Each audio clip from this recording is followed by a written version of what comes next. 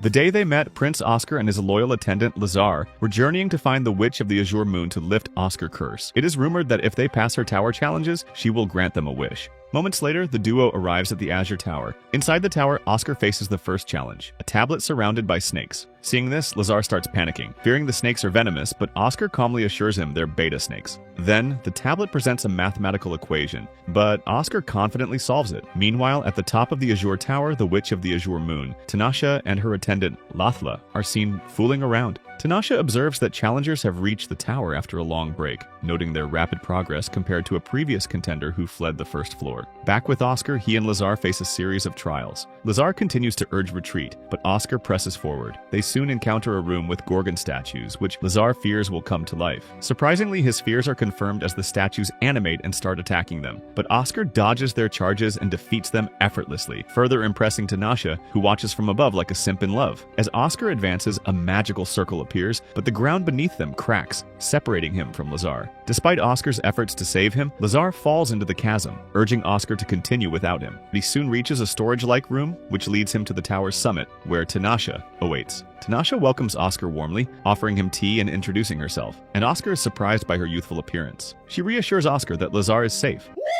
merely unconscious below, and tries to ease his worry. Tanasha then asks for the reason for his mission, and Oscar finally reveals his identity and the curse placed on him by the Witch of Silence when he was a child. It turns out that the curse prevents his family from bearing children, as any woman they clap will die. He suspects it's tied to his mother's early death after his birth. Despite extensive research, he's found no solution, leading him to Tanasha, and Tanasha examines it closely. She reveals that what Oscar calls a curse is actually a powerful blessing, cast by the formidable Witch of Silence. Normal humans cannot bear Oscar's child without perishing. Tanasha suggests finding a woman capable of withstanding the blessing's effects, but before she can elaborate, Oscar proposes that her juicy jugs could be the solution, as a witch powerful enough to withstand his sausage. Shocked by this proposal, Tanasha hesitates, but Oscar presses her, suggesting that his wish will be that she leaves the tower and become his wife, arguing that her power makes her the ideal candidate. Despite this, Tanasha firmly refuses, giving him a ton of excuses to not do it. However, Oscar remains persistent and keeps trying to rizz her up. This makes Tanasha frustrated and she threatens to alter his memory, but Oscar reveals a holy sword with full magic resistance, neutralizing her threat. Stunned by the sword's presence, Tanasha backs off. After reflexing for a bit, Oscar makes his wish. He requests her to live with him for a year, and if in that time she doesn't fall in love with him, she will be free to leave. A few moments later, Oscar reunites with a now-awake Lazar outside the tower. Confused about what just happened, Lazar asks about Tanasha, and Oscar introduces her as the witch's disciple who will help break his curse. With this, the trio sets off for Pharsis, with Oscar teasing Tanasha that she can make the kingdom her home if she changes her mind. But Tanasha firmly denies this, determined to maintain her independence. A few days later, Oscar and Tanasha arrive at the Pharsis capital, and Tanasha casts a magical protection spell on Oscar, ensuring no physical or magical attacks can harm him as long as she's alive. Oscar jokingly calls it cheating, and Tanasha claims that he's sleeping with a literal witch, but warns him to stay cautious of poison or psychological attacks, which her spell can't block. On the other hand, Tanasha chats with Lazar, Oscar's attendant, about the kingdom's succession issues. Lazar explains that 15 years ago, children in the kingdom, including Oscar's cousins, mysteriously vanished, leaving Oscar as the sole heir to manage everything. This burdens him with immense responsibility to handle the Empire's business, causing Tanasha to feel slightly bad for him. At the palace, a mage named Sylvia attempts to cast a spell to levitate a chandelier but loses control, causing it to plummet like Tesla stocks. When Tanasha notices this insanity, she effortlessly uses magic to set it down safely, astonishing onlookers with her precise, incantation-free spellcasting.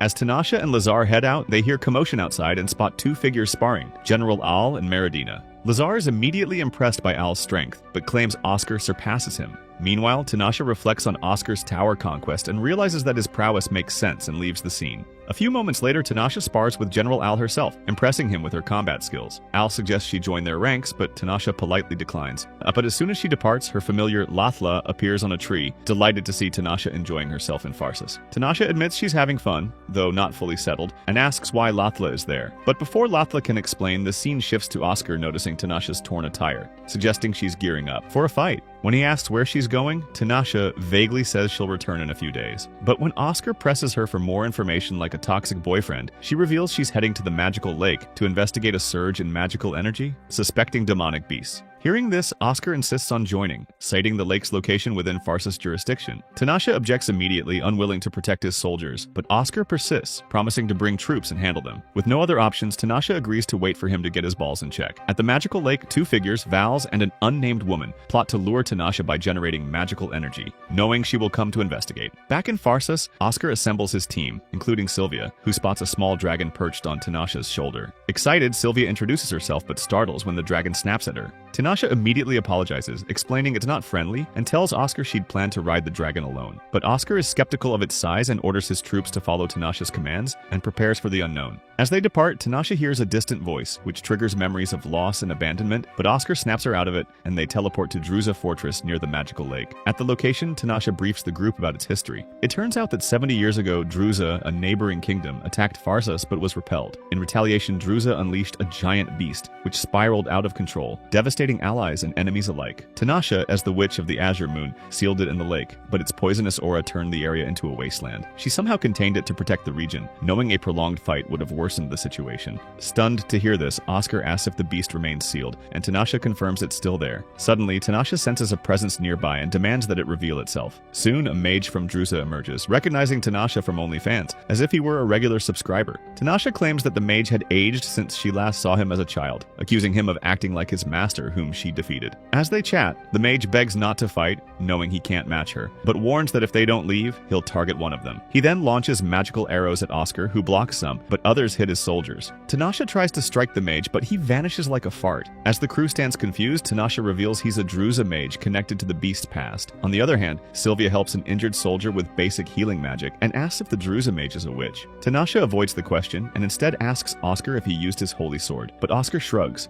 saying no attack can hurt him with her protection. As the group processes Tanasha's witch identity, she apologizes for hiding it. Meanwhile, Sylvia is undeterred and she tries to touch her, but Tanasha recoils, warning that witches inspire fear, which is a common reaction. She then tells Oscar to rally his troops while she pursues the mage alone. Oscar tries to grab her, demanding that he come along, but Tanasha refuses, reminding him of their magical bond. She will always return to him and won't die before him. Reluctantly, Oscar lets her go, so Tanasha climbs on the dragon and flies off. At the lake, the Druza mage orders his men to break the beast's seal, but they hesitate, fearing Tanasha's wrath. Just then, she appears and swiftly eliminates everyone except one. Mocking the survivor, she offers to help break the seal, intending to destroy the beast once freed. Suddenly, the seal shatters, unleashing a wolf-like magical beast. Facing it after 70 years, Tanasha dodges its attack and unleashes a lightning bolt, but the beast shrugs it off like a lazy Labrador. So, she lands a powerful blast, only for the beast to heal itself. Despite this, Tanasha binds it with wind magic and delivers a devastating spell, but the beast breaks free and manages to attack her. However, without sustaining much damage, she soon manages to obliterate the beast. Back at Druza Fortress, Oscar waits anxiously for his side piece. When Tanasha finally returns on her dragon, Oscar summons mages to heal her. Sylvia later reports that Tanasha only sustained a few minor wounds because she healed all the major injuries, surprising Oscar as his side piece was in a battered condition. He then enters her room to check, catching her partially undressed.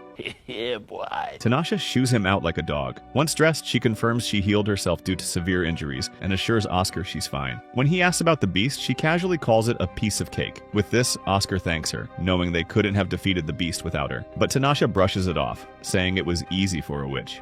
Following day, Tanasha is chatting with her familiar Lathla when Sylvia arrives at the scene. She offers to help cut Tanasha's hair, and they eventually engage in a stupid conversation. Tanasha asks if Sylvia fears her as a witch, given their fearsome reputation for destroying nations overnight. Sylvia admits she's heard such tales, but finds Tanasha different, softening her view of witches. When she asks if Tanasha fears anything, the juicy witch reflects, saying she once felt overwhelmed but no longer does, because she has been alive for thousands of years. However, Tanasha admits that Oscar's unpredictable behavior unsettles her, as he treats her like a girl for hire. Hearing this, Sylvia chuckles, noting she has sensed the same vibe from him. A few moments later, Oscar takes Tanasha to meet his father, King Kevin, announcing his intent to marry her. Tanasha firmly rejects this, reminding him she's not interested in human sausage. Hearing this, Kevin asks if she can break Oscar's curse, which prevents his family from bearing children without fatal consequences. Tanasha claims that she's making progress, though it was challenging initially. Meanwhile, at the magical lake, Vals and his ally Morel discuss Tanasha's recent battle with the magical beast. Vals reveals they obtained something valuable due to her injuries. Just then, a mysterious man interrupts and sticks his flagpole on their plan. So Vals taunts him, saying Tanasha has been searching for him, but the man dismisses it, claiming she'll be pleased to see him. When Vals calls him arrogant, the man grows hostile, accusing Vals of scheming. In response, Vals insists he's merely observing future events to avert disasters, but the man attacks him, killing him and vowing to protect a mysterious girl, hinting at a deeper connection. Back in Pharsis, Oscar and Lazar venture into the wild forest without Tanasha's knowledge, investigating reports of villagers' bodies found without their innards. Lazar warns Oscar that Tanasha will be furious, but Oscar, feeling stifled by her protectiveness, presses on, confident that his holy sword and Tanasha's protection spell will keep him safe. In the forest, they encounter strange plants, and when Lazar is inspecting one, he is suddenly attacked by vines. Oscar quickly intervenes, but a larger plant releases a gas cloud. Suspecting poison like in 1945, Oscar shields Lazar, but another gas burst knocks him unconscious. As Oscar rushes to help, a woman's voice questions their presence, and a new figure emerges, halting the attack. A few moments later, Lazar wakes up in a room, tended by Oscar, who assures him he's safe thanks to their rescuer. Just then, the woman introduces herself as Lucrezia, the witch of the Forbidden Forest. Shocked to see another witch, Lazar starts getting paranoid, but when Lucrezia notices their connection to Tanasha, she reveals she's known her since Tanasha became a witch. When she finds out that Tanasha is Oscar's protector and is not in her tower, Lucrezia is shocked that Oscar has conquered that witch's melons.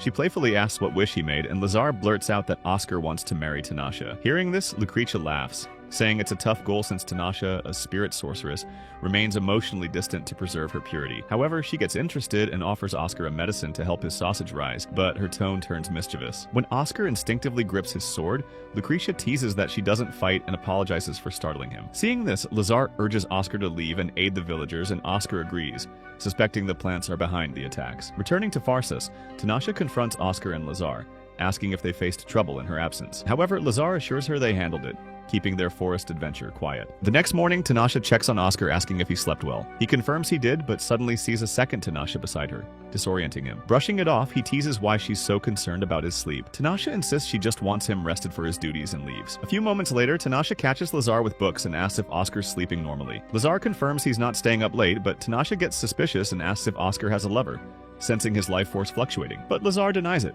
jokingly asking if she's jealous. This makes the witch slightly flustered, and she quickly shuts him down. Later, Tanasha tells Sylvia and others that Oscar might have a lover, citing his fluctuating life force and a strange scent on him. The group doubts it, as they haven't noticed any scent, and Oscar doesn't seem romantically inclined. But Tanasha gets frustrated, as she is the only one who can detect it, so she storms off and confronts Oscar about his infidelity. She demands to know why he didn't tell her about meeting Lucrezia. Oscar tells her it was equivalent to a Tinder date, but Tanasha warns that Lucrezia cast a spell on him. While her protection stops physical and magical attacks, psychological spells like Lucrezia's can instantly unalive people. Her spell forces Oscar to dream of a lover, draining his life until he dies within a week. Sensing the spell's twisted aura, Tanasha vows to break it that very night. That evening, Tanasha sits by Oscar's bedside as he sleeps, attempting to lift the spell. In his dream, Oscar sees a woman and hears a voice from a room. When he goes inside, he finds Tanasha and embraces her, but suddenly chokes her, urged by a voice to exterminate. Despite resisting, he can't stop, and he successfully eliminates the Tanasha in his dream. Waking in a panic, Oscar finds Tanasha beside him with her magical milk containers. She explains she redirected the spell's energy,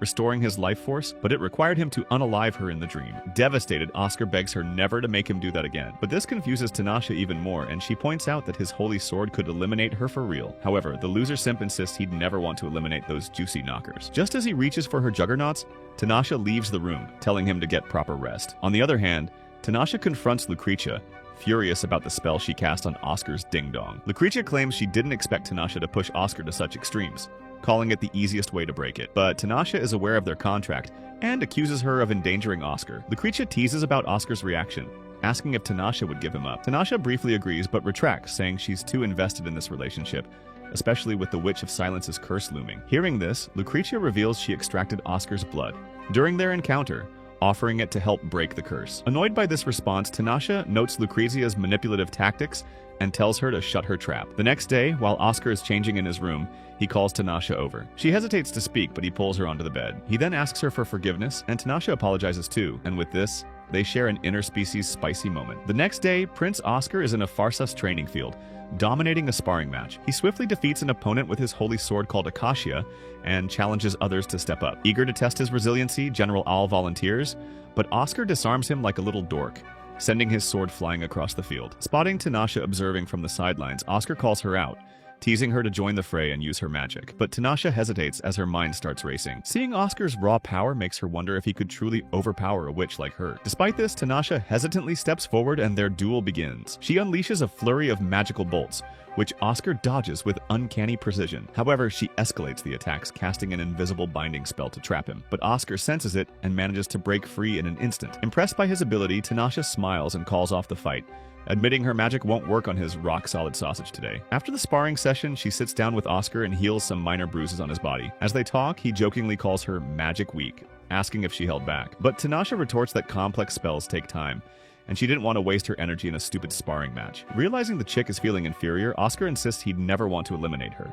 But Tanasha playfully makes fun of him. However, when Oscar suggests marriage would solve his curse, a magical blessing that kills any woman bearing his child, Tanasha firmly rejects him and storms off. A few hours later, King Kevin summons Oscar to his quarters and hands over a letter from a northern kingdom. It turns out that a visitor named Kaga is demanding to meet Tanasha, the Witch of the Azure Moon. Oscar is baffled because no one knew that Tanasha was in the Farsa's kingdom, and he confronts the man. Upon inquiry, Kagar insists he's heard about a strange witch's presence there, but Oscar denies any witch's involvement in his kingdom, wanting to know what Kagar really wants. On the other hand, Tanasha searches for Oscar when a maid, Meryl, introduces herself. Sensing Meryl's hidden agenda, Tanasha tells her to keep her hormones in check and dismisses her, but stays vigilant. Later, she meets Lucretia, the witch of the Forbidden Forest, and questions her about Oscar's training. Lucretia warns that making Oscar too powerful could threaten the Council of Witches, and urges her to maintain neutrality. Hearing this, Tanasha finally admits that she has no idea why she sparred with him, but wants someone strong enough to stop her if she ever loses control, hinting at a past obsession with finding a mysterious figure. Just at that moment,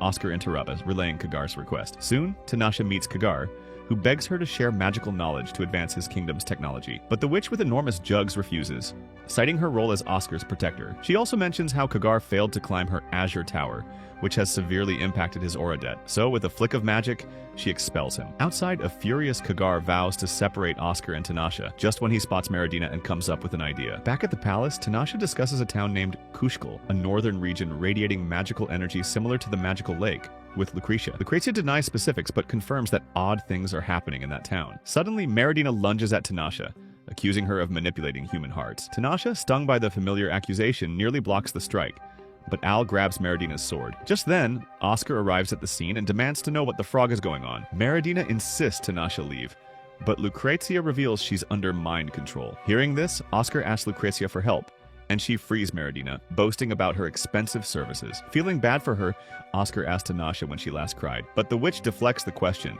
as she is unable to recall her own memories. That night, Tanasha lies in bed, still shaken from earlier events. When Oscar shows up at the Azure Tower, he asks why she called him. Tanasha explains she sent her familiar to scout Kush and offers to train him every day, promising she won't die. Then, without warning, she lunges at him, but Oscar counters like a G, and their sparring begins. Over the next few days, Tanasha pushes him harder and harder, forcing him to tap into his hidden magical potential. She tells him Akoshia can unlock these powers, but only if he learns to sense the magical flow. In one session, she surrounds herself with flames, daring him to notice what's happening. At first, Oscar's blind to it, but eventually he spots a magical circle and strikes it, putting out the fire. Seeing this, Tanasha claps for him, clearly impressed by his skills, but then claims it's time to face real human opponents. A few moments later, a bunch of intruders crash into the tower. Tanasha smiles and tells them they'll have to defeat Oscar to get through. She promises no one will die, letting him fight without holding back. Oscar tears through them like a paid escort, leaving Tanasha staring in awe. He asks if he's ready to face her again, but Tanasha sidesteps the question, keeping the mystery alive. Just then,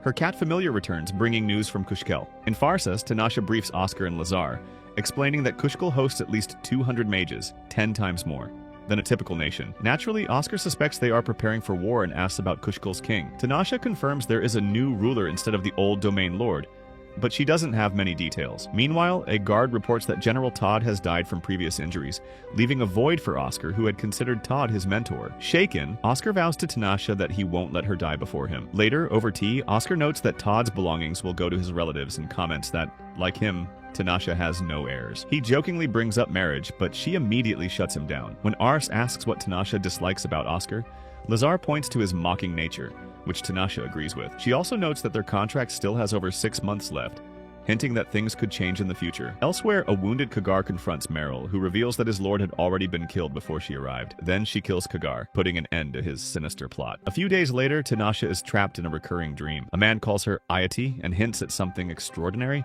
promising to wake her when they arrive. She murmurs about being sleepy, and then jerks awake in Pharsis to find Oscar gently rousing her. Apologizing for dozing off, she admits the dream haunts her daily, and it is turning out to be a massive headache for her. The next morning, Oscar buries himself in paperwork at his desk when Tanasha clumsily spills tea on his shirt. As he changes, Lazar arrives to tell him that King Kevin is summoning him. At the meeting, Kevin and General Al question Tanasha about finding Oscar a wife with high magical resistance. They need someone to counter his curse, a blessing from the Witch of Silence that kills any woman bearing his child. Caught off guard, Oscar demands clarification. But Tanasha calmly suggests Meryl, the maid, whose dormant magical potential could awaken through her bloodline after her ancestor's death. However, she doubts Meryl's resistance is strong enough, frustrating Oscar that no one informed him. Kevin then orders Oscar to spend time with Morel to evaluate the weight of her milk containers, leaving Tanasha visibly conflicted. Later, Oscar questions Marilis at his desk about her sealed magic. She explains that her mother and Master Kumar placed a double-layered seal on her, hinting at the strength of her latent power. Noting Tanasha's week-long absence, Oscar asks Lazar, who has no idea where she is. Meanwhile, at the Azure Tower, Tanasha confides in Lucretia, the Witch of the Forbidden Forest. Lucretia confirms that Morel's high magical resistance makes her a viable candidate, giving Oscar options. Tanasha agrees that more choices benefit him, but her voice tells something else. Sensing the uneasiness, Lucretia asks if she is truly happy, and Tanasha insists she is, retreating to analyze the curse on her own. Just then, her familiar Lathla interrupts them, reporting that Oscar has arrived via a magical circle. He confronts her for avoiding him and urges her to prioritize their bond over work. While studying the curse's intricate layers, Tanasha calls it magnificent, comparing love and hatred to two sides of the same coin. She admits it frightens her, showing a rare moment of vulnerability. Oscar then presses for details, but she sidesteps. Lightening the mood, he grabs her dumper playfully and asks if she'll cook dinner for him someday, and Tanasha agrees with a smile on her face. In Pharsis, Al finds Tanasha and shares what he has uncovered about Morel. She has no connection to General Todd, and her background is strangely empty. Tanasha admits she has her own doubts because when she first arrived in Pharsis, she searched the entire kingdom for women with high magical resistance and found only Lucrezia. Because of that, Meryl's sudden appearance feels planned,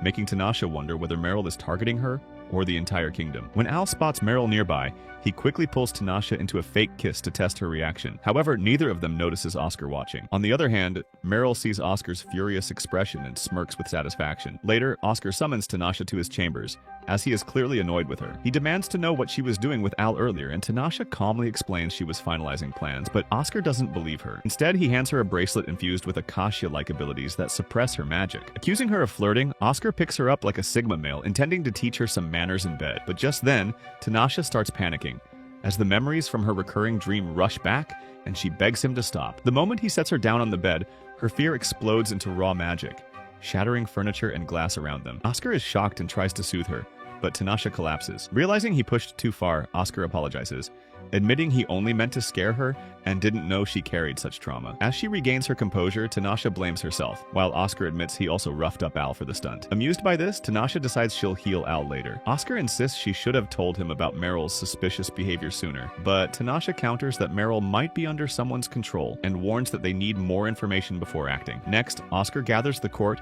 and openly declares that he is clapping Tanasha in his bedroom. He rejects every proposed match, dismisses Meryl, and removes her from her position until her background can be properly investigated. Meryl tries to protest, but before anyone can react, the palace's magical barrier suddenly collapses. She begins convulsing, and an unseen force shoots toward Tanasha, injuring her arm. Oscar immediately tears off the bracelet that had been suppressing Tanasha's magic. As she heals herself, she warns him not to come closer, since any of her hormones on him weakens his sausage's protective barrier and puts him in real danger. Dropping her innocent act, Meryl mocks Tanasha for being careless. A wolf-like beast, identical to the one Tanasha fought at the magical lake, materializes beside her. With her arm still weakened, Tanasha now faces both Meryl and the summoned monster. Oscar steps forward with Akasha in hand, insisting that his training has prepared him. In response, Meryl strengthens the wolf with flames.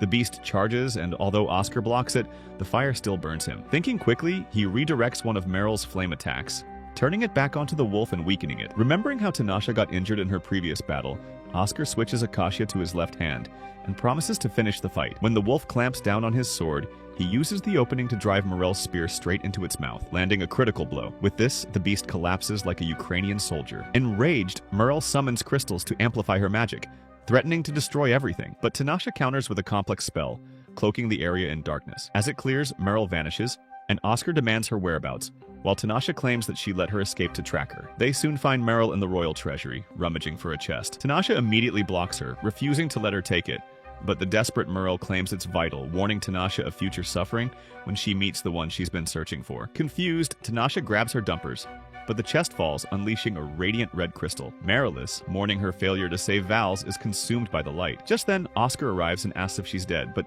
Tanasha replies that even though her body remains, her soul is gone. In her chambers, Tanasha rests after making a full recovery, while Oscar sits beside her and reveals that the red crystal they found once belonged to his mother, though its purpose remains a mystery. Using the quiet moment, he brings up his marriage proposal again, clearly wanting a definitive answer, but Tanasha responds with a firm refusal, insisting she will never marry. Frustrated, Oscar calls her clueless as he leans in closer, yet she simply yawns and reminds him how exhausted she is. When he teases her about sleeping together, she immediately boots him out. On the other hand, a settlement burns under the flames set by a group of soldiers. In the center stands Lanak, the king of Kush, watching calmly as the destruction spreads. He remarks that the sight reminds him of the dark age into which he was born, and now he plans to conquer one of the 4 nations. Meanwhile, at the academy, Tanasha works quietly in her chambers. Her familiar appears suddenly, signaling that something dangerous is approaching. She sends the familiar away to rest, deciding to stay vigilant herself. That night, she slips into Oscar's room, and watching him sleep with a hard flagpole, she murmurs that she hates seeing people eliminate each other. She recalls that this is why she isolates herself, to avoid losing control and harming anyone. Then, Tanasha casts a spell over him before quietly leaving. Morning arrives, and Oscar wakes to find red markings all over his body. Confused, he calls for Tanasha, demanding an explanation. She calmly reveals that she broke his old curse and replaced it with a new one, using her own blood as a catalyst. Exhausted, she tries to leave and get some rest, but Oscar grabs her hand,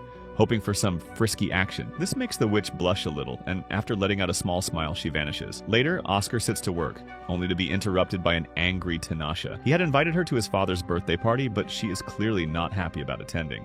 Oscar insists she has responsibilities to fulfill, but before their argument escalates, Lazar arrives with urgent news. Prince Russ from Tyres won't attend because Kushkal forces have attacked their borders, and instead, Princess Cecilia will come. Oscar hesitates, aware that Tyres despises mages and may see this as retaliation, but Tanasha pulls him aside, wanting a private word. She asks if he likes Lark, referring to her dragon. Oscar confirms he does, and to his surprise, Tanasha tells him she wants to transfer ownership of the dragon to him. When he asks why, she says nothing, instead embracing him and declaring that Nark now belongs to him. Oscar kisses her, and for the first time, Tanasha doesn't resist, as she starts dripping gravy. Later, Oscar escorts her to the ballroom for Kevin's celebration. On the way, she warns him that if he tells anyone she is his lover, she'll never forgive him. At the event, he congratulates his father and mingles with the guests, and soon, Princess Cecilia approaches him, confirming that her kingdom was attacked.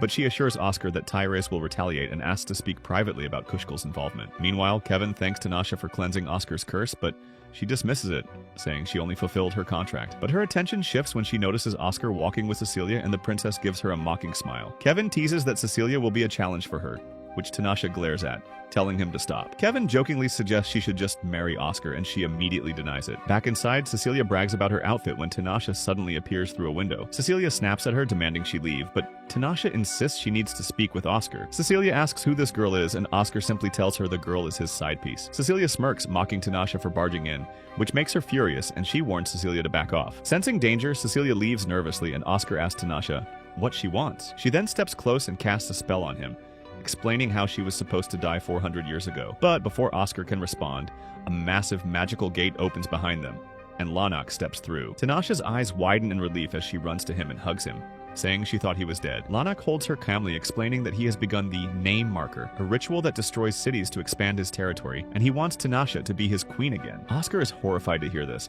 and when Lanak notices him, he asks who he is. Tanasha quickly explains that Oscar now owns Nark, but Lanak gets annoyed, seeing him as a disgusting beta male. But when Lanak moves to attack, Tanasha warns that he'll have to fight her first. With this, Oscar and Lanak clash briefly to test their powers. He soon realizes he could overpower Tanasha if needed, but refuses to hurt her. Lanak grabs her and begins pulling her away, leaving Oscar helpless and furious. Meanwhile, back at the estate, Oscar works quietly while whispers circulate outside. Everyone knows Tanasha is gone, but no one knows how he feels. Frustrated, Oscar finally storms out, tossing his finished documents at Lazar and declaring he's leaving to pursue her. Lazar panics, warning him that it's dangerous to chase after a girl who looks like an OnlyFans model.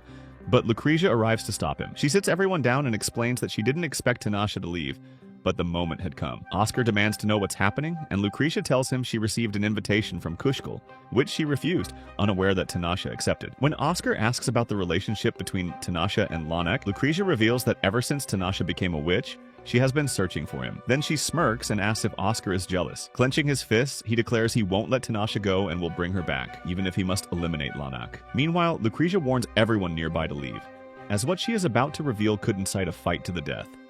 She tells Oscar that Tanasha's real name is Ladar, the lost princess of an ancient kingdom destroyed 400 years ago. Shocked, Oscar learns that she was royalty, born with extraordinary power to become queen. The king could not rule alone, so Lanak was chosen as her partner, though he was far weaker. The kingdom eventually split into factions supporting either Tanash or Lanak. When the king fell ill, the factions grew violent, and Lanak's faction devised a ritual to strengthen him. At 13, Tanasha was taken to a secluded place. Confused and surrounded by strangers, she was repeatedly clapped by Lanak, who intended to extract her magical power. The mages healed her repeatedly to prevent death, but something went wrong. A darkness erupted from her body, consuming everything. Lanak fled, the kingdom collapsed, and Tanasha survived, but she was immobilized for 3 days in agony.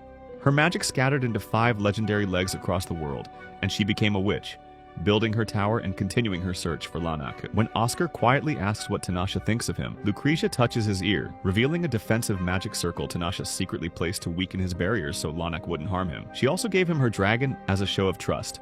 So Oscar breathes deeply and declares that he will defeat Lanak no matter what it takes. Moments later, he visits his father and learns that Kushkal has demanded that all 4 kingdoms surrender. Tyre's already sent 10,000 soldiers, but they were wiped out, while Kushkal lost only 50 mages. Entire cities vanished, and Tanash was responsible for the destruction. Kevin tells Oscar that the kingdoms want him to fight because only he can defeat Kushkal. Oscar agrees to join the battle, but refuses to eliminate Tanasha unless she becomes a true enemy. However, Kevin grows furious, asking if the witch has manipulated him with her milk containers, but Oscar stands firm. So Kevin tells him it is time to inherit the throne, and Oscar steps up for the job. In the Tayari kingdom, Prince Rost stands deep in thought, realizing that another attack on the Kushkal might be inevitable. At that moment, Nasha appears, warning him that he must wait 2 weeks before the situation reaches its conclusion. Ross struggles to comprehend what is unfolding and summons the small mage, but Nasha interrupts, pointing out that he truly does not understand the circumstances. She explains that if he had not underestimated the mages, his kingdom would not be in such dire condition. As she speaks, she emphasizes that the mages are systematically destroying the world's order,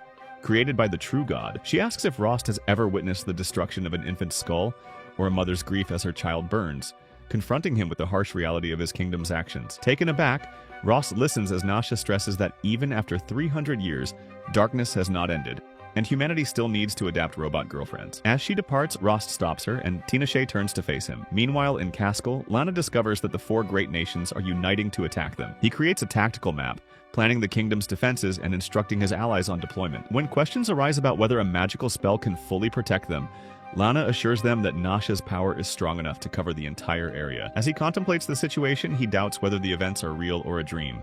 But Tinashe reassures him that it is indeed reality, and Lana promises to protect Nasha. Walking alongside a man named Rana, Tinashe explains why witches are exclusively women, revealing that women can control magical power more effortlessly due to their magical composition, whereas men cannot maintain such control due to their throbbing sausages.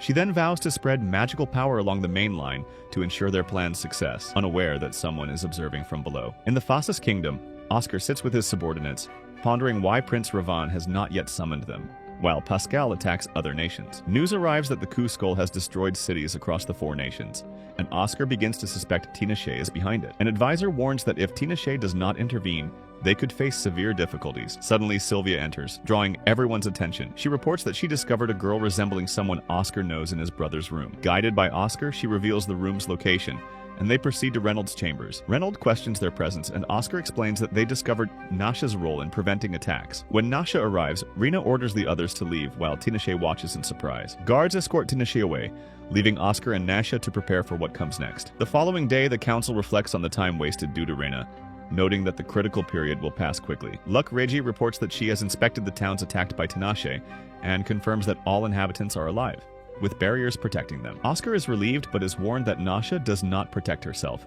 so a shield must remain. Oscar communicates these updates to Tayari Kingdom's generals, who accept the information. At that moment, Chief Mang Bard from Koskal arrives, and while the generals prepare to attack, he assures them that he comes in peace. He explains that their presence is meant to demonstrate his kingdom's dominance, though the gods question his motives due to his history as a convicted Drake fan. However, Oscar resolves to observe for himself, and Badalis confirms he will accompany him, taking his men along. When Oscar opens his eyes, he finds himself surrounded by fallen comrades and mages from Kel, realizing he has walked into a trap. Just then, Lanak appears, drawing his sword and welcoming him to Lidar's Rion. As Lanak descends, he suggests their fight should end, remarking that the world is filled with excessive conflict and declaring his intent to deliver divine punishment to those who act like gooners. Oscar questions whether Lanak seeks godhood, and Lanak announces his desire to introduce him to his bride, summoning Tinashe. Seeing Oscar, Tinashe questions the scene, and Lanak explains that he wanted others to witness their movement, creating a controlled environment for observation. Nasha agrees and positions herself,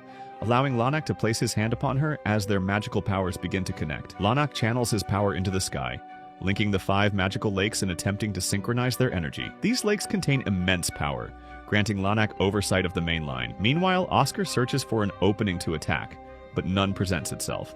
Eventually, the lakes fully connect, and Lanak moves to take complete control. Tinashe intervenes, removing the magical power from Lanak and redirecting it onto Oscar. She silently channels the energy, preparing to liberate captured souls, explaining that only she can complete the task and free the spirits held in the lakes by the previous magic. Meanwhile, Lanak prepares to attack, but Tinashe neutralizes his limpy sausage, and he instructs others to strike her. The mages surround her, yet the 2 men guarding Nasha create protective barriers while Nasha shields them and deflects attacks. She instructs her guards to retreat, but they insist on staying, anticipating her defense. A second magical attack targets the group, which Tinashe blocks while Oscar destroys the enemy attack. Nasha requests 10 minutes to complete her work, and later, Oscar expresses curiosity about the current state of Acacia, neutralizing threats as they arise. Lanak summons demons, and a fierce battle ensues as the mages call forth devils to strike their enemies. Amid the chaos, the Tayari Kingdom's king witnesses a child's anger stemming from his sister's death. Realizing the gravity of their prior mistakes, Juice then Medina intervenes, rendering the boy unconscious like a sack of potatoes. Nasha employs double magic, astonishing onlookers, while Tinashe uses magical summoning to control 12 demons simultaneously. As the confrontation escalates, Oscar reassures allies that he will destroy threats before they can act. He fends off attacks from Baddie, emerging unscathed and eliminating his opponent. Nasha completes her magical incarnation, summoning all 12 spirits and fully engaging in combat, while Tinashe directs attacks, eliminating spirits, demons, and mages. All supernatural forces vanish upon destruction. Lanak attempts to flee but pauses to face Oscar's Digbeak energy. They confront each other and Oscar seeks answers. Lanak allows him to ask anything, revealing that he used a tool in the past. Enraged by the truth, Oscar attacks with his weapon. Meanwhile, Nasha successfully liberates all trapped souls. Amid the aftermath, Tinashe faints from exhaustion. Upon awakening in bed, she realizes she has slept for an entire week. Oscar informs her that Rost's lecture restored his sanity and that the Ku Skull remains inactive, now declared an independent mage nation. He also announces that from this day forward, Tinashe is officially his main piece. Nasha reacts, recalling her prior vow never to marry, but Oscar explains that his decision was intended to protect her and utilize her power, ensuring safety for the coming half year. With this arrangement, Tinashe accepts the deal with a happy heart. Later, Tinashe leads everyone into the Tuldar treasury, telling them to take whatever they need and report back later. While others search, she notices a box containing a blue crystal that looks a lot like crystal meth. Something about it feels familiar, so she decides to take it to Pharsis. At Madgard Fortress in eastern Pharsis, Oscar checks with a general about the area. The general assures him that everything is mostly fine, though minor conflicts remain. Tinashe notices children playing below, and the general explains that a year ago, horsemen attacked the town, killing many before soldiers could arrive. Among the refugees is a girl named Els, who survived thanks to a mysterious man in blue clothes and a girthy flagpole who saved her life. Els now entertains the village children with stories from long ago. She recounts how centuries earlier her town was attacked, but a stranger in blue saved a girl from death and vanished afterward. Tinashe realizes the man might have come from the future to protect Els's mother. Els confirms the story, saying it happened 200 years ago and that the man was the son of the girl he saved. Hearing this, Tinashe and Oscar ponder the implications of a time-traveling protector. Back in Oscar's quarters, Nasha appears in cat form, explaining she must stay that way to keep watch. Oscar questions her trust and Nasha climbs onto his sausage, clarifying it's not about distrust. That night, they encounter a seriously injured person. Nasha explains she merged with others due to a sleep magic broadcast, sinking her energy unintentionally. Oscar struggles to understand, but Tinashe confirms magical interference. Morning brings the team to a desert-like area to survey villages. They spot armed figures aiming arrows at them. Nasha becomes agitated, but Oscar calms her, identifying them as enemies. A leader named Javi demands a girl they failed to protect a year ago, signaling a duel. With this, Oscar and Tinashe realize the area resembles a training ground. On the other hand, Els recognizes Javi as the one who unalived her husband. The duel begins, and Oscar and Javi match evenly. Oscar disarms Javi immediately, reminding him of the consequences if he attacks again. During the duel, a tornado forms around Els and Javi, its chaotic magic threatening everyone. Just then, Nasha teleports the team out while Oscar notices the ground cracking beneath them like a dried-up poo-poo. Suddenly, Tinashe falls, but Oscar catches her along with Nasha, landing in the water safely. Nasha explains that cat form prevents her from controlling certain energies, forcing her to revert to human form. They continue exploring, discovering murals of a god who once defeated a devil among humans. Nasha identifies the devil as an ancient mage revered due to the reactions of magical energy. When Oscar wonders why the magic reacts so strongly, Nasha explains the figure might have been a Niridi deity, respected by the Tahiri people. Black smoke fills the underground as they advance, so Tinashe creates a protective barrier. When they confront Els holding a sword infused with black smoke, Oscar blocks her attack, realizing Tinashe has controlled the magical interference. However, Els absorbs the smoke herself, demonstrating her power, and Oscar retreats to protect his meat grinder. Nasha absorbs the remaining black smoke into her body, warning that it could escape. She then points to her stomach, indicating some form of containment, so Oscar attacks carefully to avoid harming her, while assisting Tinashe in harnessing her magic. However, Nasha reassures him that she will sense any threat before it causes harm. They then plan to find Akashia's sword, the only viable path to victory. Tinashe warns that attacking could risk collateral damage, but leaving the enemy unchecked is not an option. Just then, Javi reappears, determined to stop them. Nasha explains that allowing Javi free control would lead to uncontrollable magic and innocent deaths. Realizing this chick is correct, Oscar immediately prepares for confrontation. Just then, Tinashe kisses Oscar, hoping to get clapped that night. However, Oscar notes that the enemy already knows about Akashia's sword and suggests they move immediately. So, Tinashe releases her magic and draws attention to herself. In the meantime, Javi attempts to capture Els, who fights back but is restrained. Black smoke from Nasha disperses, absorbed into her body, demonstrating her immense control. But Oscar manages to protect Tinashe and coordinates attacks to avoid harming Nasha. A few moments later, Tinashe collapses from exertion, and Oscar checks her. Nasha reassures them she is fine and prepared for threats, so Tinashe rests, trusting Oscar to protect her. He then reassures his chick and kisses her juicy face. Seeing this, Nasha gets embarrassed and tells him that it wasn't necessary, but Oscar laughs, admitting he couldn't control his ding-dong. On the other hand, Lucretia has learned that Nasha had absorbed Ri into her body, after which Oscar eliminated him. Though she feels deep regret about the situation, Nasha reassures her, saying she fully trusts Oscar.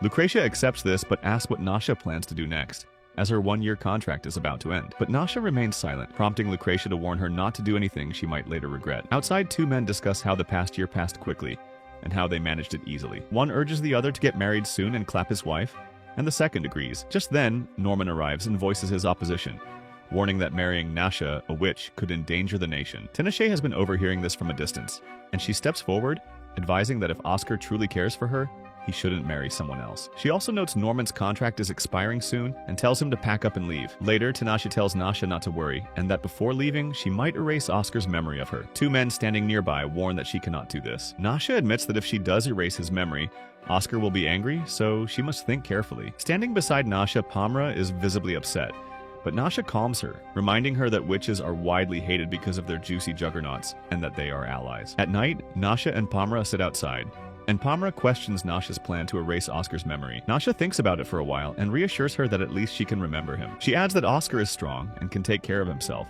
and she still doesn't understand why she is alive. Hearing this, the family is angry, warning Nasha to live like humans if she does not want to die so soon. Suddenly, Tinashe rises, hugs Pamra, and promises to take care of herself. Later, Tinashe enters Oscar's room and he immediately notices her somber mood. She sits beside him and shows a photo she captured of the outside view through a crystal. Oscar takes the crystal and places it on the table. Concerned, he asks why she seems sad. Nasha is about to use some magic, but Oscar stops her and asks what kind of magic she was going to use. Surprised by his quick reaction, she explains it was only a psychological trick to make him reveal his ding-dong. Oscar warns her to ask him first next time, and when he asks why she is sad, Nasha says she is thinking about the past. Without hesitation, Oscar urges her to marry him outright, but Nasha refuses, and he explains that marrying him and ending her contract would allow her to restart her aging and spend the rest of her life with him. Suddenly, Tinashe and Oscar engage in a heartfelt kiss. She does not resist, though Nasha tells her to stop such actions. Oscar suggests that if she doesn't want to do this, she could betray him. Tinashe admits she is unsure but cannot refuse him because he is special to her, prompting Oscar to hug her. Seeing this, Nasha confesses she feels they should not be together, and Oscar tells her she should find the answer herself. Suddenly, someone bangs at the door. When Oscar opens it angrily, he warns Lazar that it would be better if he were eliminated. Shocked by this reaction, Lazar demands an explanation. Just then, Nasha notices something outside and calls Oscar to check. She discovers part of the house has fallen and alerts him that the kingdom's magical barrier has been destroyed. In just a few moments, demons begin to attack. Marina tries to fight them with weapons, and Norman comes to see the situation, but is attacked by a demon. Nasha helps him and tells him to retreat inside while they handle the demons. Norman urges Tinashe to protect Oscar while Nasha calls upon the people summoned during the previous magical defense and orders them to fight the demons like a bunch of mindless dorks. Meanwhile, Tinashe uses magic to create protective rain, just when Oscar notices a girl in trouble. He immediately rushes to help, but the girl grabs his hand, causing him to feel pain and lose consciousness. Moments later, when Tinashe finds him unconscious, she discovers a needle in his hand and attempts to heal him. Immediately, Tinashe brings Oscar to her room, where Lucretia and others are present. Lucretia notices Oscar's hand has poison and questions if it is Akakia's. Nasha confirms it is deadly, stating that those poisoned by the Dark Ages never survive. She promises to create a serum using her own filthy bodily fluids, but Lucretia warns it will cause Nasha great pain. But even after the restriction, Nasha insists on doing it and asks for their help. Lucretia, seeing no other option, agrees, and both girls assist Nasha. They begins with the procedure as Lucretia starts her magical process. When Oscar regains consciousness, he is confused by his blurred perceptions. Lazar explains he had been unconscious for some time and they were worried. Suddenly, Oscar experiences sharp pain and realizes he feels as if he is forgetting everything. Lazar suggests he might have had a dream and offers food, but Oscar declines, saying he needs some fresh milk containers. Everyone leaves in contempt, but Oscar notices a crystal on his table given by Nasha. Just when Naman passes by, Oscar asks him what happened before he fainted. Naman hesitates, and Oscar dismisses it, but Naman asks if Oscar has decided who his future queen will be. Without a second thought, the simp thinks of Tinashe. Later, Oscar tries to reach Nasha's room, but finds a wall blocking his path. His hand passes through the wall, and he enters to hear Lucretia's voice. She asks how he is there since his memory was altered, and reminds him that no one should reveal Tinashe's existence to him. Oscar inquires about her location, and Lucretia brings him to Tinashe, sitting on the bed. She explains that Oscar was poisoned due to Tinashe, and Oscar asks if Nasha is alive. Lucretia confirms it. Shocked by the pain Nasha endured, Oscar apologizes, acknowledging his role in it. On top of that, Nasha's body bears red marks from the poison, and Oscar hugs her, hoping to console her throbbing jugs. The next morning, Tinashe wakes up and sees Lucretia. Surprised she survived, Lucretia tells her to sit, and she heals Tinashe's wound. Just then, Oscar enters his study and notices Tinashe there. Seeing Nasha, he asks if she is fully healed. Nasha confirms she is fine, so he asks her to reveal her skin to confirm her recovery. Tinashe remarks she cannot understand his mind, but Oscar asks Nasha if he is important to her or just a contract holder. Nasha affirms he is genuinely important to her, and Oscar laughs like an idiot. Later, Tinashe tells everyone that Oscar laughed. Dawn asks Nasha if she would help anyone else in distress like Oscar, and Nasha says it depends on circumstances, admitting she is truly emotionally attached to him. Just then, Dawn comments on her sexual attraction toward Oscar, which Nasha denies, but everyone affirms that she wants to jump on his sausage. Realizing she indeed loves Oscar, Nasha decides to finalize her feelings. Meanwhile, Oscar contemplates the crystal, and when Tinashe approaches, she claims that she realized she truly loves him after gathering opinions from everyone. So, Oscar calls Tinashe close, and Nasha hugs him while crying. She expresses her relief at meeting him, and Oscar replies that it was wonderful for him too. A few days later, Tinashe and Oscar are lying together on the bed, still recovering from the recent chaos. Slowly, Tinashe sits up and attempts to use her magic, but her body struggles to respond. Watching her, Oscar asks when they will finally proceed with their penetration activity, and Tinashe reassures him that she is ready to become his fiancé. However, Oscar reminds her that he did not bring her here just to hide her from the world. Later, as Oscar works, Tina stands by his side while he explains that the New Year festival is approaching and that preparations across the kingdom are already underway. Their conversation is interrupted when Latola arrives, informing Tina that some children from the Farsis kingdom have come to the witch tower. Outside the tower, a group of children tries to slip inside quietly, but Tinashe appears behind them, asking what they are doing there. The kids freeze at the sight of her. One of them, Sai, explains that strange ice has been falling in their kingdom instead of rain. Tinashe immediately recalls a similar occurrence from the past and realizes they are referring to the same phenomenon. She asks why they came all the way here just to report it, and they admit they traveled without adult supervision, unaware of the dangers. So Tinashe decides to take them back and creates a portal. Nervously, the little Gooners ask if she is a witch, and she simply replies, "Shut your trap." Back inside, Tinashe tells Oscar that installing surveillance around the tower was the right choice, as it allows them to detect suspicious magical activity at any time. Oscar then asks why she keeps avoiding the topic of marriage. Finally, Tinashe explains that Oscar's body contains an abnormally high amount of magical power, which could pose a problem if they ever have a child. She warns that a daughter would be a witch from birth and immediately targeted, while a son might be forced to use celestial swords or turn into an alphabet. She suspects that Oscar's father was aware of this and gave him the celestial sword for the same reason. Oscar is shocked to hear this, but Tinashe clarifies that she believes the warning came from his mother or someone close to her. Oscar insists that Tinashe should not fear his power. She then climbs onto his sausage, reminding him that their magic has saved countless lives, but it is also true that it has also taken many. Oscar responds that he has done the same, Yet their child deserves guidance rather than rejection before birth. Soon, the New Year festival begins. Oscar arrives on horseback with his companions, and Sai, the boy Tanasha saved earlier, notices her and tries awkwardly to avoid her. At the festival grounds, Oscar and the others drink together, but he senses something suspicious. Immediately, Tanasha uses her magic to track the presence. A guard approaches, and Tanasha tells him someone was watching them but has escaped. She then senses another presence calling out Sai's name. Sai slowly steps out and apologizes, saying he was only curious. The other children also appear, and Tanasha tells them to come with her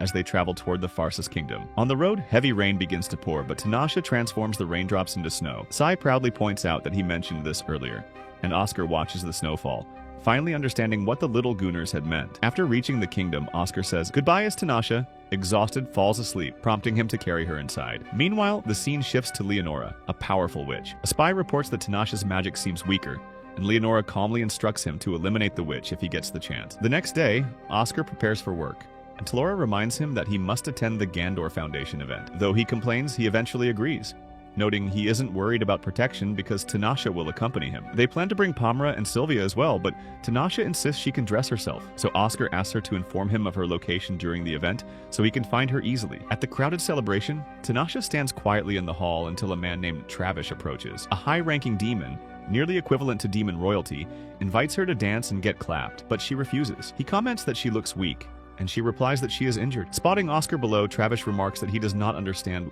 why Tanasha wants to marry him, and adds that if Oscar were a girl, he might have considered her himself. Tanasha finds this unsettling and asks why Travis is even here. He reveals that he is the Duke of the Kingdom, and, noticing Oscar, remarks that she looks vulnerable and could be easily harmed. However, Tanasha boldly warns him to try if he dares. Before tensions escalate, Relaya, a member of the Gondor royal family, arrives and scolds Travis for being a creepy P. Diddy. She introduces herself and recognizes Tanasha as Oscar's fiancée. Travis jokes about wanting to see their future child, making Tanasha uncomfortable. But Relaya explains that children can be good or bad, but parents must care for them regardless, and she quickly apologizes after realizing she may have said too much. Tanasha finds her strange, but Travis reassures her that Relaya will not take offense. Later, Oscar relaxes in a bath while Tanasha pours water for him. He explains that the Princess of Yard Kingdom was kidnapped before her arrival, and no one has found her since. Tanasha suggests using surveillance magic, but Oscar prefers to wait. Pulling her into the water, he mentions he saw her speaking with Travis. Tanasha then warns him to stay cautious because Travis is a higher demon, nearly a demon king, who seemed particularly interested in Oscar. That night, Oscar hears noises outside, and it turns out that demons are attacking the kingdom, and he tries to fight them. Soon after, Tanasha arrives and destroys them effortlessly. Oscar realizes she is not wearing proper clothing, and before he can speak, she senses something and runs off. She then chases a suspicious girl, traps her with magic, and demands an explanation. However, the girl claims she is following orders from her master but does not know their name. Just as Tanasha prepares to act, a man appears, grabs the girl, and disappears into thin air, leaving Tanasha confused about what just happened. Moments later, Travis arrives, explaining that the man intended to unalive Relaya. While speaking, he notices Tanasha's gigantic knocker boots and comments on her attire. At this point, Tanasha realizes what she is wearing and panics, knowing Oscar will be furious. The next day, Oscar receives a report that the Prime Minister of Gandor has been eliminated, along with many casualties. Some officials suspect Tanasha, prompting Oscar to scold her for acting alone. But Tanasha apologizes and explains that she knows who is behind it: Leonora, a witch who cannot be summoned or traced. Oscar is shocked to hear this, and Tanasha elaborates that Leonora frequently interferes through shadow magic and is close to the Prince of Yard Kingdom, whose princess recently disappeared. She also reveals that Leonora once turned an entire kingdom into amber. Realizing that Leonora may target either them or Yard Kingdom next, Oscar and Tanasha prepare to investigate, hoping that the missing princess holds the answers. Following day, a group is stationed in the western region, observing a massive sunstorm. Oscar informs everyone that the princess is trapped within it, prompting them to move quickly toward the fortress where she is held. Upon arriving, Oscar introduces himself and apologizes for coming without permission. However, the princess, Nephilia, politely reassures him that it's fine since she likes men with hairy flagpoles. The group soon learns that a witch orchestrated Nephilia's abduction, which shocks everyone. Nephilia asks why they are involved, and Nasha explains that the witch is uncontrollable and strikes unexpectedly, often targeting kingdoms without warning. Tanasha adds that she accompanied Yard, which initially angers Oscar, but Nasha clarifies that without their intervention, the kingdom would have been destroyed. Oscar asks why Nasha made the decision to act, and she explains that she teleported to the fortress, evacuated the ministers, and neutralized the king, who had been poisoned. Nephilia mentions that she also spoke with her brother, who regretted summoning Lenore, leading them to plan to summon Lenore here for a direct confrontation. As night falls, Nasha communicates with a spirit for guidance. Oscar inquires about her previous fight with the demon Nar, and she confirms her victory. She instructs Oscar to monitor a powerful man linked to Lenore, who has absorbed demon energy and increased his strength. Oscar agrees, promising to support Nasha so she does not have to handle everything alone, while Nasha insists that anyone opposing them will not be spared. By morning, Nasha has successfully neutralized the powerful man, impressing everyone. Lenore acknowledges her skill and instructs her to prepare for the next mission. As Nasha briefly steps aside, Para notices marks on her and questions whether she is manipulating Oscar. Nasha admits some influence over him, but stresses it is for protection, not harm. When Para asks whether she wants full control, Tanasha reflects that sometimes manipulation is necessary to prevent greater danger. Nasha recalls meeting Lenore as a child when Lenore advised her to embrace her power instead of hiding it. That advice shaped her perspective and motivated her to act as a protector of the kingdom. As she prepares to venture out, she sees Mustar active outside. Tanasha also arrives, tying a ribbon,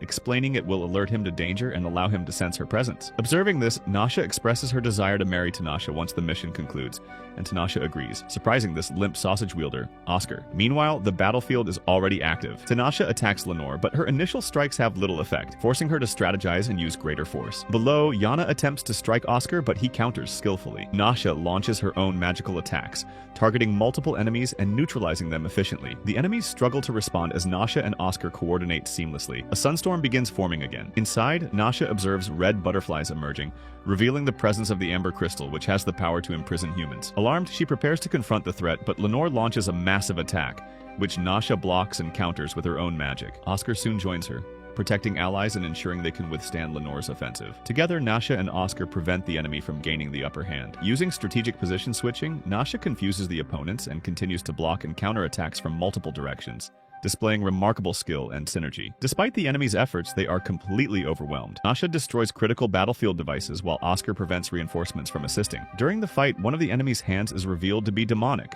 highlighting the true danger. Moments later, Nasha creates another sunstorm to disrupt the battlefield, causing it to break apart. From within, a stone emerges, and countless red butterflies confirm the presence of the amber crystal, capable of trapping humans. Nasha's quick thinking allows her to mitigate the crystal's power while continuing the fight. Oscar notices the intensity of the battle and assists Nasha, ensuring she is not overpowered. So Lenore launches a significant attack which Nasha deflects, before striking Yana and forcing her back. Oscar also joins in, neutralizing another enemy. With this, Nasha uses wires and magical strikes to control the battlefield, inflicting damage while healing herself to remain effective. She then summons massive amounts of snow to counter attacks aimed at Lenore, preventing her from regaining control. Lenore attempts to use her magic on Nasha, but coordinated defenses and counterattacks prevent her from succeeding. Oscar then intercepts the remaining threats, and gradually Nasha and Oscar gain the upper hand. The amber crystal's power diminishes, and the demonic presence begins to vanish like a fart in the wind. With the threat neutralized, the kingdom begins to stabilize. Tanasha and Oscar witness the aftermath as enemies are defeated and the amber crystal's influence disappears. Just then, Travis appears, commending Nasha for fulfilling her promise and assuring her that as long as the kingdom's bloodline remains intact, he will not interfere with her milk containers. Tanasha affirms her commitment to live with Oscar and face future challenges together. A few days later, preparations for Tanasha and Oscar's wedding begins. Nasha appears in a white dress with Sai following, pledging to protect her and vowing to become a soldier when he grows up. Friends and allies celebrate the union. However, Nasha notices Lenia, the Witch of Silence, observing the ceremony and wonders if she intends harm, though Lenia only wishes to see who Nasha is marrying. The wedding proceeds without interruption. Tanasha and Oscar shares their vow and share a spicy kiss, symbolizing their union. Nasha admits she did not expect her feelings to change so profoundly, but is now happy to marry this ancient broad. The celebration continues, with everyone rejoicing in their happiness. A few days later, Oscar is seen helping Nasha in her tower when he notices a box stained with blood. Curious by this sight, he opens it to find a pendant inside, while another box falls nearby, revealing a blue crystal. But as soon as Oscar touches it, a radiant light emanates from the crystal, catching his attention. Tanasha soon arrives, rushing forward to assist, but before she can act, Oscar suddenly disappears like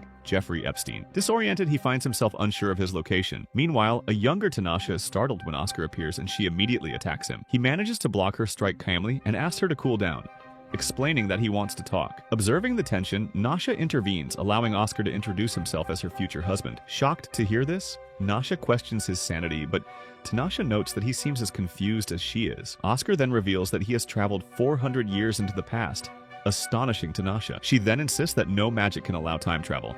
Yet Oscar explains that his knowledge of future events makes him believe he might be dreaming and asks her to wake him. When Tanasha asks why he needs her help, Oscar admits that only her milk containers can assist him. She refuses at first, claiming time travel is impossible. However, he explains that she had been placed in a magical slumber for 400 years to keep her safe, but her body cannot endure that long. When Oscar asks if there is another way, Nasha interjects saying no alternative exists, but he may stay temporarily as no one visits her during this period. Oscar is surprised to hear this information, but he is oddly grateful. They then discuss her age, and Tanasha reveals she is 13, the age she is destined to die and become a witch. Oscar realizes the gravity of the situation, but keeps it to himself, instructing her to sleep peacefully. So Tanasha lies down on the bed, and Oscar bids her goodnight. The next morning, Oscar and Tanasha have tea together.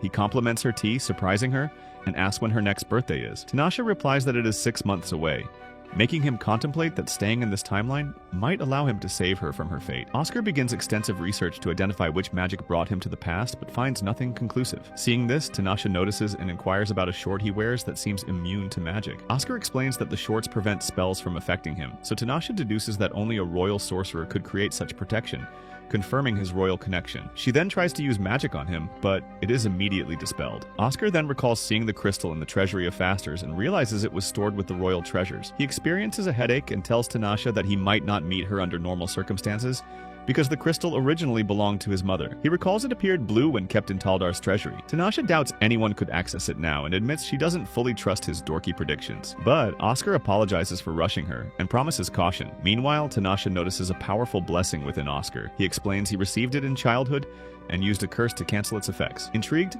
Tanasha requests a blood sample for analysis. Oscar agrees, but asks in return that she practice her magic shorts with him, preparing her for the future. They spend time training, after which Tanasha examines his bodily fluids. During this period, Tanasha grows attached to a dragon, which Oscar recognizes as the same dragon she once gifted him. She mentions that Lank is likely waiting for her, unsettling Oscar. Tanasha then meets Lank, who gives her the pendant and says he cannot stay long. Tanasha questions Lank, but he insists he must leave. Later, Oscar inspects the pendant and asks about its origin. Tanasha explains that Lank brought it from the treasury, but Oscar warns her not to trust him. This angers Tanasha deeply, who defends her friend, insisting Oscar has no right to question him. On top of that, Tanasha gets frustrated at being unable to remain with her family and becomes emotional. But Oscar comforts her, assuring her that she will not be alone in the future. That night, Tanasha sleeps while Oscar watches over her juicy knocker boots. The next morning, Tanasha awakens to find him reading a book and apologizes for her behavior the previous night. Oscar accepts it like a simp and thanks her for checking the treasury for the crystal. Tanasha explains she found the blue crystal but could not retrieve it and installed tampering magic to disable surveillance for an hour, allowing Oscar to act. At night, Oscar prepares to retrieve the blue crystal. Tanasha asks if he is truly destined to be her husband in the future. He confirms that this will happen 400 years later and instructs her to avoid Lank, warning that he is dangerous. Tanasha is uneasy about Oscar's departure, but when she hears someone outside, she assumes it is him, only to find Lank. Meanwhile, Oscar reaches the blue crystal, conflicted about why he is there and how he arrived. As he cautiously examines it, Lank brings Tanasha to a location intending to harm her. As Lank prepares to attack, Oscar intervenes at the last moment. Surprised, Tanasha asks why he is here, and Lank commands his forces to attack, but Nasha uses magical barriers to protect herself. Simultaneously, Oscar destroys the impending attack and manages to defend them both. At this point, Tanasha realizes Oscar and Nasha have pushed themselves too far, and retrieves both the crystal and the pendant, warning that she is ready to fight if anyone intends to harm her. Lank instructs his minions to cast spells and attempts to use sun magic to increase his power. However, it backfires and he collapses, leaving the sun magic dangerously unstable. Tanasha recognizes that if left unchecked, it could destroy Taldar. Oscar encourages her, expressing his trust that she can control the magic. Initially reluctant, she is convinced by his confidence and told to protect Taldar at all costs while he remains by her side. Nasha absorbs the residual magic and soon loses consciousness from the strain. Upon awakening, she sees Oscar and realizes the danger has been neutralized. Oscar praises her efforts and kisses her like P. Diddy's toxic cousin, apologizing for previously deceiving her and explains that future circumstances may prevent them from meeting again, but he has helped her now. Finally, Tanasha asks why he cannot stay in the future, and Oscar recounts the story of a legendary man who saved his mother in the past but vanished because altering the past changes the future. Understanding the consequences, Nasha is devastated and begins to cry. However, Oscar consoles her, assuring her that she will become a great queen and that even if they cannot meet again, he truly loves her. He then asks her to close her eyes, promising he will disappear. Tanasha begs him not to vanish, but when she opens her eyes, Oscar's gone, leaving her unsure of what to do. In the future, Tanasha has grown into the ruler of Taldar, who is poised as a powerful queen, completely aware of the sacrifices and trials that shaped her journey. If you watch this anime recap until the end, comment down magic jugs. If you like anime recaps like this, watch this video.